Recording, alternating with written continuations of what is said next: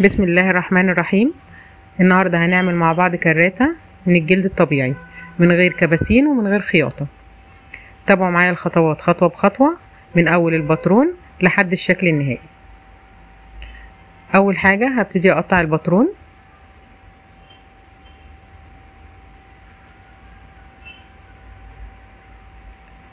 القطعة الأولى دي طولها 16 سنتي في 3.5، والقطعة دي طولها 18 سنتي في 10 سنتي.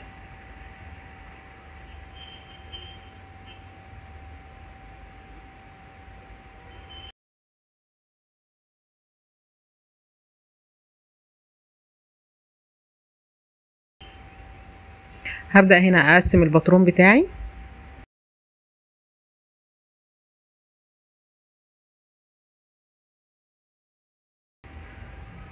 أهم حاجة نركز مع بعض في الخطوات، وبالنسبة للمقاسات أنا هوضحها لكم دلوقتي، هكتبها لكم على الباترون.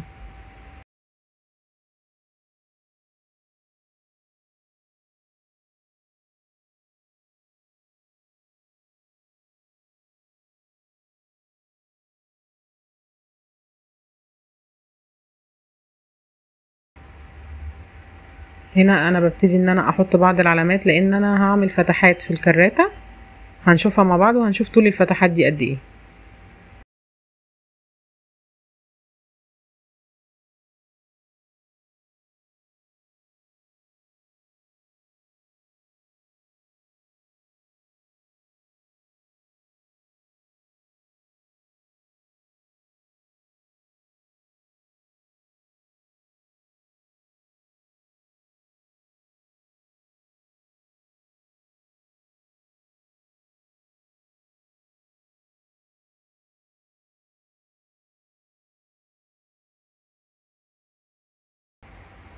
هنا انا جبت السنبك وهعمل بيه فتحات عشان اقدر اقطع بالقطر بتاعي الفتحات اللي هعملها تطلع مظبوطة.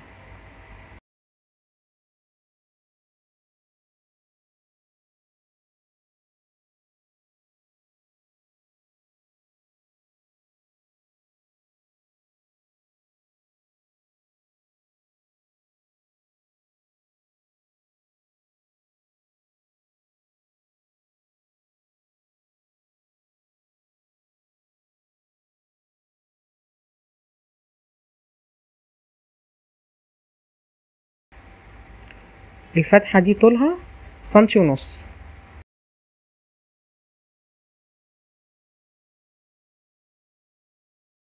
والفتحة اللي قصادها طبعا نفس المقاس سنتي ونص.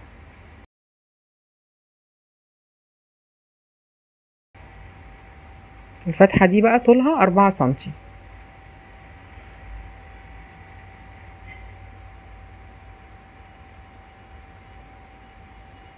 والفتحة اللي قصادها دي 2 سنتي.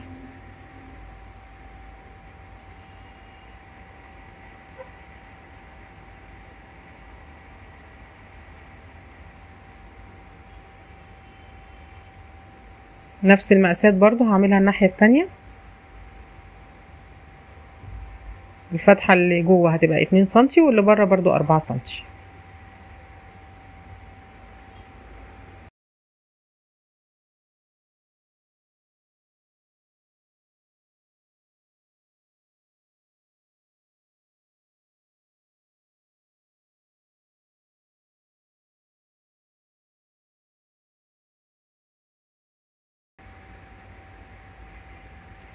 الجزء اللي انا بقطعه دلوقتي ده القلاب او الكفر بتاع الكراتة.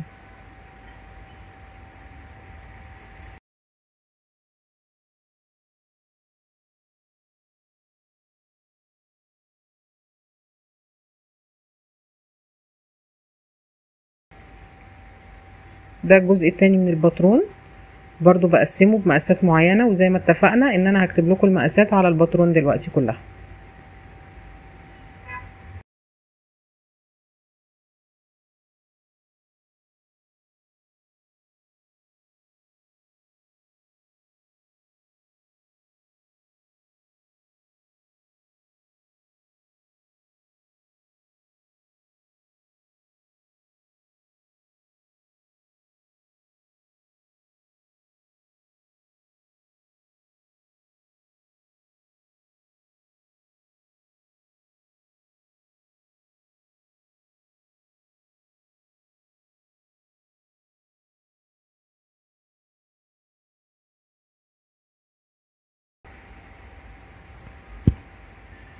اهم حاجة بس نركز في خطوات تقطيع الباترون بتاعنا.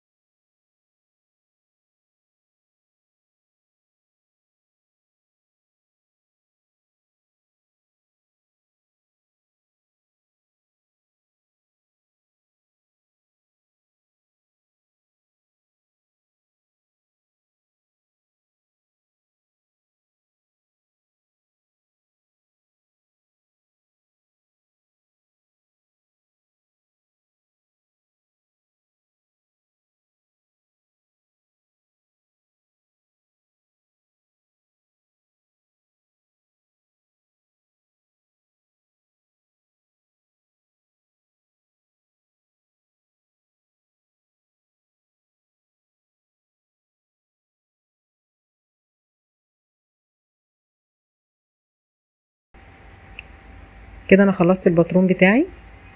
دي المقاسات اللي احنا قلنا عليها، انا كاتباها بالتفصيل وطول كل فتحة بالظبط كام سنتي. زي ما اتفقنا القطعة الكبيرة طولها 18 سنتي في عرض 10 سنتي، والقطعة اللي على اليمين طولها 16 سنتي في 3.5. هنا هبتدي اعلم الباترون على الجلد واعلم مكان الفتحات.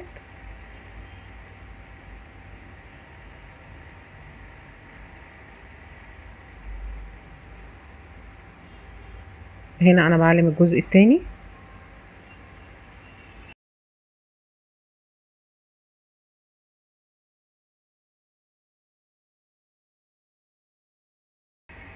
هبتدي اقطع الجلد.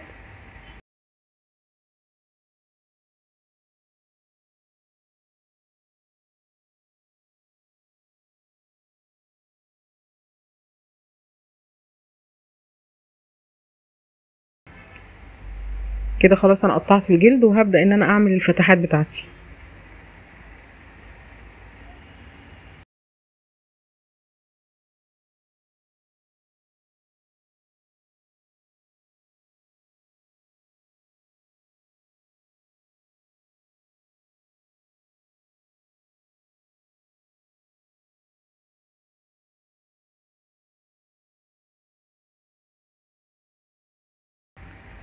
كده انا خلصت وهبتدي اقفل الكراتة.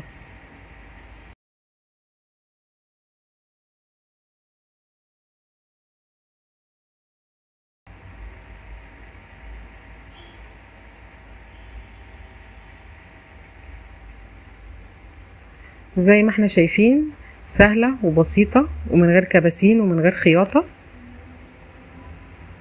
وبتاخد عدد كبير من الكروت وممكن احط فيها فلوس.